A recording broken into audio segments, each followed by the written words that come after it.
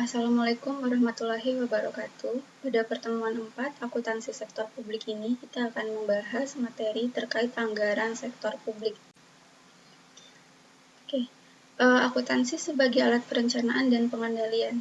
Informasi akuntansi dalam proses perencanaan terbagi menjadi beberapa tahap dalam perencanaan dan pengendalian, yaitu perencanaan atas tujuan dasar. Yang kedua, perencanaan operasional. Yang ketiga, budgeting atau penganggaran. Yang keempat, ada pengendalian dan pengukuran. Kelima, atau terakhir, pelaporan, analisis, dan umpan balik. Nah, ini bagian dari perencanaan tujuan, bagian dari akuntansi sebagai alat perencanaan dan pengendalian. Perencanaan tujuan dasar akan dirumuskan terlebih dahulu. Lalu kita masuk ke tahapan kedua, yaitu perencanaan operasional. Setelah perencanaan operasional sudah dirumuskan, maka para pejabat pemerintahan akan melakukan rumusan untuk anggarannya atau budgetingnya. Tahap keempat adalah tahap pengendalian dan pengukuran. Pengendalian dan pengukuran ini akan melakukan pengendalian atau pengawasan untuk anggarannya dan juga untuk pelaporan, analisis, maupun umpan balik yang diberikan. Tahap kelima, pelaporan, analisis, dan umpan balik akan memberikan masing-masing umpan balik terhadap 4 tahap sebelumnya. Untuk tahap perencanaan dan tujuan, pelaporan, analisis, dan umpan balik akan memberikan revisi terhadap tujuannya. Untuk tahap perencanaan dan operasional juga sama, nanti masih memberikan revisi perencanaan operasionalnya. Lalu untuk tahap budgetingnya, tahap kelima, pelaporan, analisis, dan umpan balik akan memberikan revisi budgetnya. Untuk pengendalian dan pengukuran akan diberikan penerapannya. Jadi bagaimana sih penerapan yang ada di lapangan? Nah, kita bahas satu-satu ya, tujuan dasar. Menyusun tujuan organisasi secara keseluruhan. Ini ada terbagi menjadi dua. Ada untuk sektor privat dan ada untuk sektor publik. Sektor privat itu biasanya bertujuan untuk memaksimalkan laba atau memaksimalkan kekayaan pemiliknya. Sedangkan sektor publik biasanya dia akan memenuhi tujuan dasar untuk keperluan hukum dan proses politik. Lalu siklus perencanaan dan pengendalian manajemen. Perencanaan operasional itu merinci tujuan dasar dalam bentuk serangkaian target yang harus dicapai dan kegiatan yang akan dilaksanakan. Waktu bervariasi antara 1 sampai 5 tahun ke depan untuk perencanaan operasional. Lalu nanti ada tenggang waktu bentuk finansial maupun non-finansial. Selanjutnya ada aktivitas budgeting, tadi aktivitas ketiga. Ini adalah mengidentifikasi atas kegiatan jangka pendek yang diwujudkan dalam bentuk finansial menjadi anggaran atau budget. Lalu yang ketiga ada pengendalian dan pengukuran. Pada sektor publik, pengukuran output sulit sekali dibandingkan dengan pengukuran input. Makanya nanti membandingkan hasil yang dianggarkan dengan hasil yang sebenarnya, itulah cara akuntansi sektor publik untuk melakukan pengukurannya atau pengendaliannya. Lalu terakhir ada pelaporan, analisis, dan umpan balik. Deviasi yang ada dilaporkan sebagai alat umpan balik. Jadi kalau misalnya ada perbedaan antara perencanaan yang sudah dirumuskan atau anggaran yang sudah ditetapkan dengan hasil analisisnya, output kenyataannya, maka nanti perbedaan ini atau deviasi ini harus dilaporkan sebagai umpan balik buat bahan evaluasinya. Lalu pengertian anggaran. Menurut Freeman, tahun 2003, anggaran adalah sebuah proses yang dilakukan oleh organisasi sektor publik untuk mengalokasikan sumber daya yang dimilikinya kepada kebutuhan-kebutuhan yang tidak terbatas.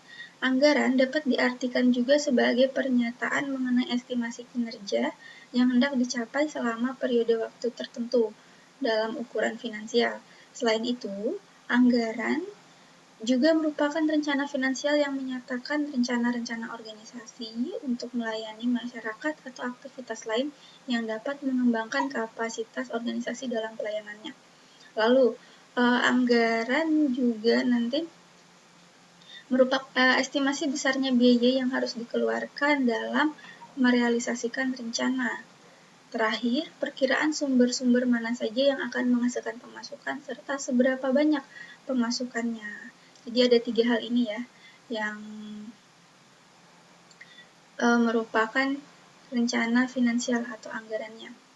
Lalu apa saja sih fungsi anggaran itu? Yang pertama, fungsi anggaran itu adalah sebagai alat perencanaan, alat pengendalian, alat kebijakan, dan alat politik. Sebagai alat perencanaan, tujuan anggaran agar organisasi tahu apa yang harus dilakukan dan ke arah mana kebijakan tersebut dibuat. Sebagai alat pengendalian, fungsi anggaran untuk menghindari pengeluaran yang terlalu besar atau penggunaan dana yang tidak semestinya ini nih. Jadi kalau misalnya ada dana yang cukup besar, anggaran ini bisa menjadi tolak ukur kita. Yang ketiga, ada alat kebijakan agar organisasi dapat menentukan arah atas kebijakan tertentu. Yang terakhir, fungsi anggaran sebagai alat politik merupakan komitmen pengelola dalam melaksanakan program-program yang dijanjikan. Oh iya, masih ada sebagai alat koordinasi dan komunikasi, penilaian kinerja, dan alat motivasi. Sebagai alat koordinasi dan komunikasi, fungsi anggaran agar bagian unit kerja yang lain dapat mengetahui apa yang harus dilakukan dan apa yang akan dilakukan. Untuk alat penilaian kinerja, anggaran merupakan ukuran apakah suatu bagian atau unit kinerja telah memenuhi target yang ditetapkan ini. Jadi, di dalam sektor publik, anggaran itu biasanya berfungsi untuk penilaian kinerja, berbeda dengan sektor privat yang biasanya lebih banyak penilaian kinerjanya dari laporan keuangan. Lalu yang ke-7 ada alat motivasi, alat komunikasi yang dijadikan nilai-nilai nominal yang tercantum dalam target pencapaian.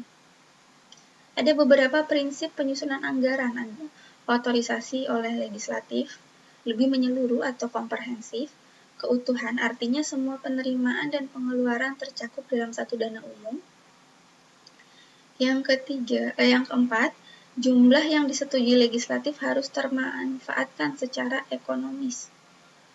Kelima, prinsip penyusunan anggaran itu harus periodik, jadi bersifat tahunan, akurat, jelas, dan otomatis harus transparan.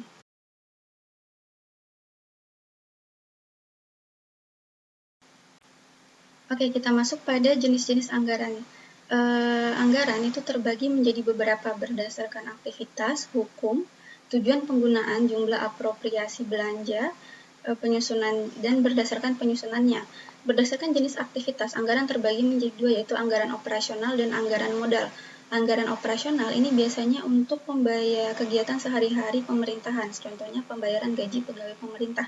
Sedangkan anggaran modal biasanya untuk pembelian barang di pemerintahan, misalnya membangun gedung, membeli peralatan, dan lain-lain. Berdasarkan status hukumnya, ada anggaran tentatif dan anggaran enacted. Lalu berdasarkan tujuan penggunaan dana, anggaran dana umum terbagi menjadi anggaran dana umum dan anggaran dana khusus. Yang selanjutnya, berdasarkan jumlah apropriasi belanja, ada anggaran tetap dan anggaran fleksibel. Anggaran tetap ini artinya jumlah belanja yang diusulkan tidak boleh melebihi anggaran yang sudah ditetapkan. Sedangkan anggaran fleksibel nanti bisa melebihi anggaran yang sudah disepakati sebelumnya. Berdasarkan penyusunan anggaran sudah terbagi menjadi 2, yaitu anggaran eksekutif dan anggaran legislatif. Ini sudah jelas sekali ya, anggaran eksekutif berarti yang menyusun adalah pemerintah, sedangkan legislatif berarti yang menyusun adalah para anggota legislatif, DPR atau DPRD. Namun ada juga anggaran bersama, joint budget, dan anggaran komite atau commit budget. Ini saya skip karena keterbatasan waktu, bisa dibaca sendiri oleh mahasiswa. Selanjutnya kita masuk ke siklus anggaran. Tahapan siklus anggaran itu terbagi menjadi 5. Yang pertama persiapan, lalu persetujuan, administrasi, pelaporan, dan pemeriksaan post-audit. Untuk siklus anggaran, di tahap persiapan, bagian anggaran menyiapkan format anggaran yang akan dipakai. Jadi, eksekutif nanti akan menyiapkan anggaran terlebih dahulu. Berdasarkan format anggaran tersebut, masing-masing unit di pemerintah mengajukan anggaran di unit masing-masing. Bagian anggaran akan melakukan konsolidasi, lalu direview dan diadakan dengar pendapat. Setelah itu ada persetujuan terhadap anggaran oleh kepala pemerintah. Setelah anggaran disetujui oleh kepala pemerintah nih, tadi kan didiskusikan sendiri oleh para pejabat pemerintahnya, bagian eksekutifnya, diajukanlah ke bagian legislatif. Legislatif nanti akan mengadakan pembahasan guna memperoleh pertimbangan-pertimbangan apakah harus menyetujui atau menolak anggaran tersebut. Selain itu juga diadakan dengar pendapat atau public hearing. Tahap ketiga merupakan tahapan setelah anggaran diajukan oleh eksekutif dan disetujui oleh legislatif. Pelaksanaan anggaran dimulai dari pengumpulan pendapat yang ditargetkan maupun pelaksanaan belanja yang telah direncanakan. Selain itu juga, proses administrasi anggaran meliputi pencatatan pendapatan dan belanja yang terjadi. Nah, setelah mencatat belanja dan pendapatan yang sudah terjadi, maka dilaporkan oleh pemerintah pada akhir periode atau pada waktu tertentu yang sudah ditetapkan sebagai bagian yang tak terpisahkan dari proses akuntansi. Terakhir ada dalam siklus anggaran pemeriksaan atau post audit. Laporan yang diberikan atas pelaksanaan anggaran kemudian diperiksa atau diaudit oleh sebuah lembaga pemeriksaan independen. Ini biasanya BPK. Hasil pemeriksaan akan menjadi masukan atau umpan balik untuk proses penyusunan pada periode berikutnya. Oke, karena keterbatasan waktu, saya akhiri pertemuan 4 mengenai anggaran sektor publik. Jika ada pertanyaan, silakan bertanya di forum diskusi. Wassalamualaikum warahmatullahi wabarakatuh.